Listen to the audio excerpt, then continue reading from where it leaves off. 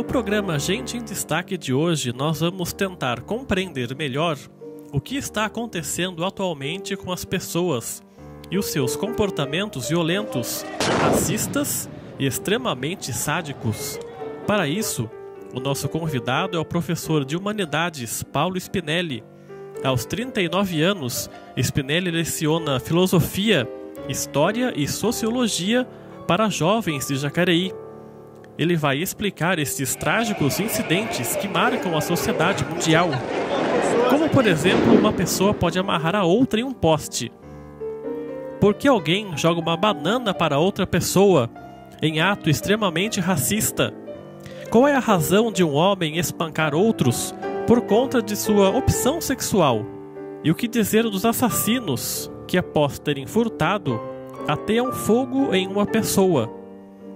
Não podemos nos esquecer das manifestações, atos de protestos e afins. Spinelli vai abrir um pouco a nossa mente com as suas teorias.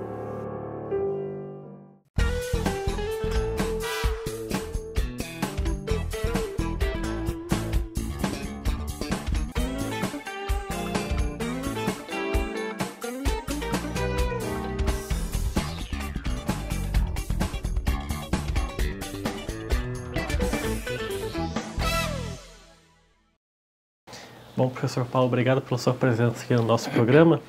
A gente tem visto aí, no último ano que passou, agora também com a Copa, o tanto de protestos que o Brasil viveu, as manifestações, violências, vandalismo.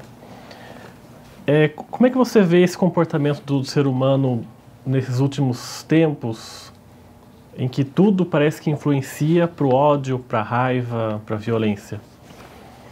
Olha, a questão quando você fala de ódio e de raiva, a gente tem que construir bem esse conceito, porque a gente está olhando para uma questão social. Quando a gente fala de medo, o medo é uma coisa boa. Por quê? Porque o medo toca aquela luzinha, opa, aqui eu não posso. Mas quando a gente fala de ódio, de raiva, eu tenho que trazer isso para uma questão social, em virtude de que você disse, por exemplo, essa Copa que a gente tem aí, tantas manifestações, e aí eu tenho que ir nas causas disso. As manifestações, muitas pessoas vão achar ainda por causa de 20 centavos da passagem de ônibus, tudo por uma série de motivos.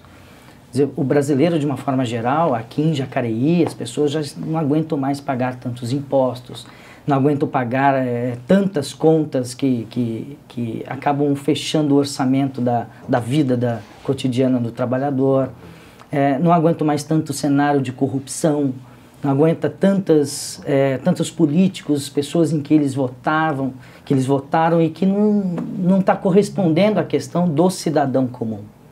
Então a gente olha para as manifestações, nós temos um espetáculo de vários personagens ali. Aquele personagem central que sai à rua, que vai na manifestação e que vai apenas participar da história. Tem muitos alunos meus que falam, participei da história, professor. Outros que vão, por exemplo, para quebrar, para destruir, para fazer um protesto um pouco mais violento, que querem chamar atenção para um Brasil que está precisando de chamar atenção. Nada disso se justifica, mas o que acontece é que alguns, no meio aglomerado, todo mundo junto, acaba fazendo alguma coisa e acaba dando um efeito na mídia, um efeito cada vez maior, então eles vão se alimentando disso. E acaba indo por um lado que é esse, da violência, da agressão, e que também vai para o lado da insegurança.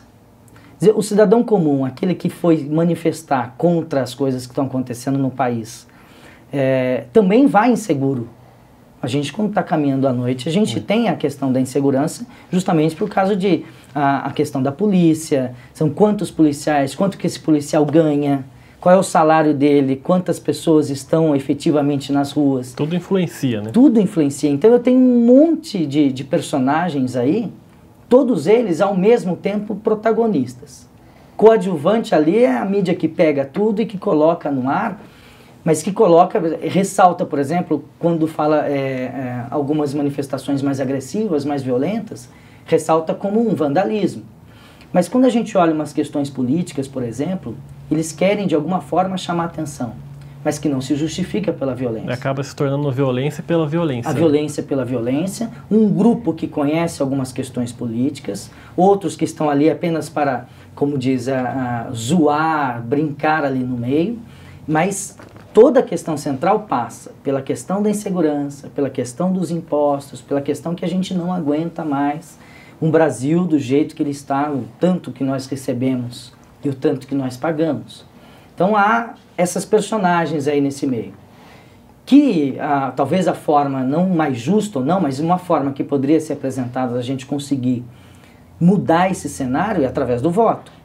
A gente não pode esquecer que a gente está falando de corrupção, nós estamos falando da polícia, a gente está falando de tudo isso, mas quem colocou essas pessoas lá dentro fomos nós, né? A gente nunca pode esquecer disso. Então, quando a gente vota, por exemplo, aqui em Jacareí, num vereador, quando a gente vota no prefeito, quando a gente vota no deputado estadual, somos nós que colocamos. Então, de alguma forma, a gente tem que cobrar de uma forma também coerente, coesa. Vamos cobrar, vamos ver o que foi dito, o que não foi dito, o que pode ser feito, né? Estudar um pouco as questões políticas para fazer uma cobrança mais efetiva. A manifestação é extremamente justa, mas a gente precisa prestar mais atenção nas questões violentas que estão por aí. Isso é que a gente tem que prestar bem atenção. E nesse assunto de violência, qual é o tipo de violência que mais te preocupa? É a agressividade com outro ser humano. É a principal.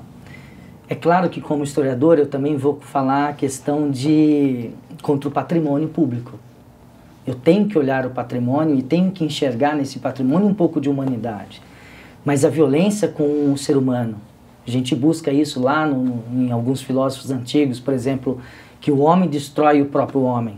Isso é a maior de todas as violências, quer dizer, no último cenário que nós vimos, no meio das manifestações, até mortes de repórter, morte de outras pessoas.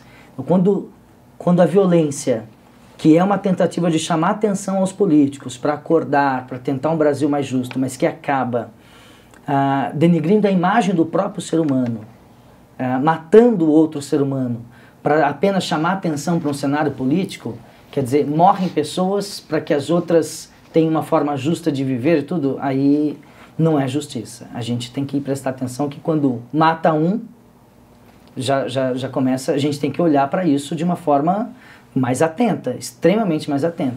É a violência contra o ser humano, contra o patrimônio também, mas contra o ser humano é a maior de todas. E a violência opinativa, quando a gente vê, por exemplo, uma jornalista como aquela do SBT, incitando as pessoas a amarrarem as pessoas na rua, falando para adotar um bandido se tiver pena, isso também, essa violência opinativa, não também, entre aspas, não causa uma alienação nas pessoas, também, e também como consequência vem esse sadismo, essa raiva também influencia?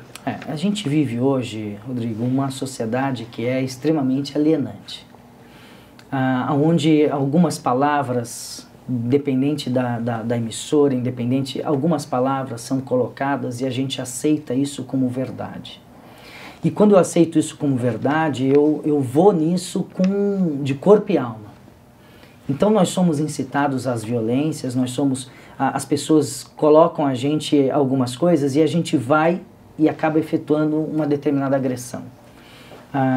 Então, quer dizer que as pessoas, elas agem conforme o que as outras vão colocando. Olha, hoje nós temos um meio de comunicação, internet, por exemplo, as redes sociais. As pessoas colocam algumas coisas nessas redes sociais e eu leio, independente do que está escrito, eu adquiro aquilo como uma verdade. E saio nas ruas reproduzindo aquilo sem saber qual é a essência, de onde é que veio aquilo. Por exemplo, uma mulher que acabou morrendo naquela questão de religiosidade, em que era uma... Foi um boato, né? Que foi um boato e acabou matando uma mulher nas ruas que não tinha muita coisa a ver com o negócio. Quer dizer, acaba inspirando nas pessoas o boato, a especulação de mercado, as mentiras colocadas assim de uma certa forma, incitando as pessoas a uma agressividade que quando o primeiro ato agressivo no meio de todo mundo tende a reproduzir. Se alguém bate a primeira vez, conforme alguém bateu, todo mundo junto, as outras pessoas tendem a reproduzir o ato da violência e acaba matando a pessoa.